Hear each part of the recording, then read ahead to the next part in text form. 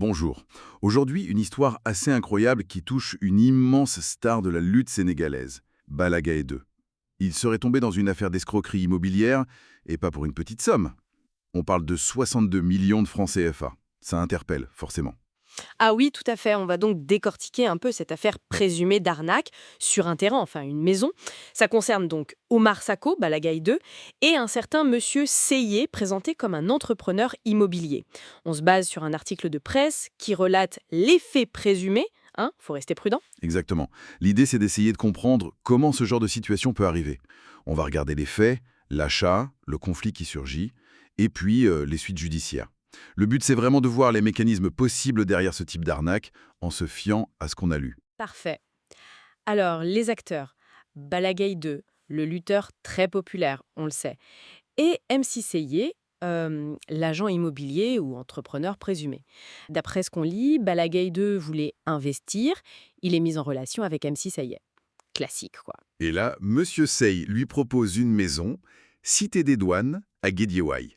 Marché conclu, Balagay 2 verse les 62 millions, il reçoit des papiers, tout ça. Ça semble en ordre à ce moment-là. Ben oui, a priori, la transaction a l'air normale, des documents sont échangés, censés prouver la vente, mais c'est quand Balagay 2 veut commencer des travaux que ça dérape.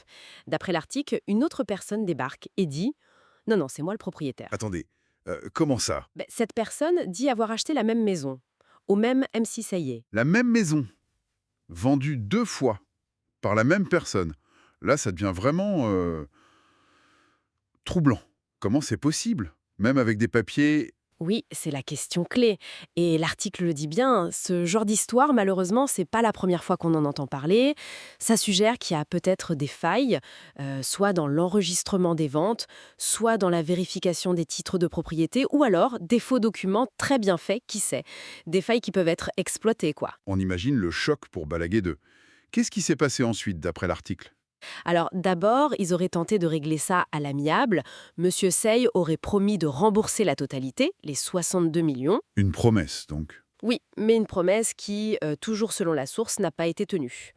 Ah, et donc Balaguer 2 n'a pas eu le choix. Exactement.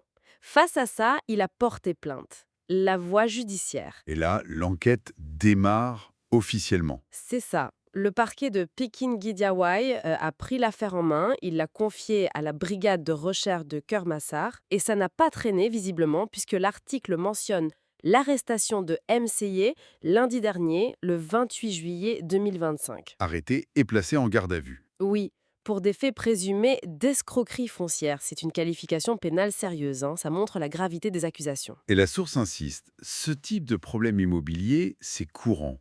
Qu'est-ce que ça nous dit au fond? Ben, ça confirme que même avec de grosses sommes, des papiers, des procédures, l'immobilier reste un secteur à risque. La complexité des règles, parfois le manque de transparence ou juste des gens malhonnêtes. Ça crée un terrain fertile pour ces litiges. Donc, si on résume, une star achète une maison, paie une fortune, a des documents, puis un autre acheteur apparaît pour le même bien, vendu par le même type, la promesse de remboursement s'envole, plainte, arrestation pour escroquerie, c'est une illustration assez brutale des dangers quand même. C'est exactement ça. Ça montre bien qu'il faut être hyper vigilant, vérifier, revérifier, même quand tout semble carré en apparence. Ce qui nous amène, pour finir, à une question un peu plus large qui découle de cette affaire et d'autres cas similaires. Oui, tout à fait. Si on voit que ce schéma, un bien vendu plusieurs fois par la même personne, se répète, ça pose vraiment la question de la confiance qu'on peut accorder aux documents. Au-delà des papiers qui ont l'air officiels, quelles sont les vérifications essentielles qu'il faut absolument faire avant de signer?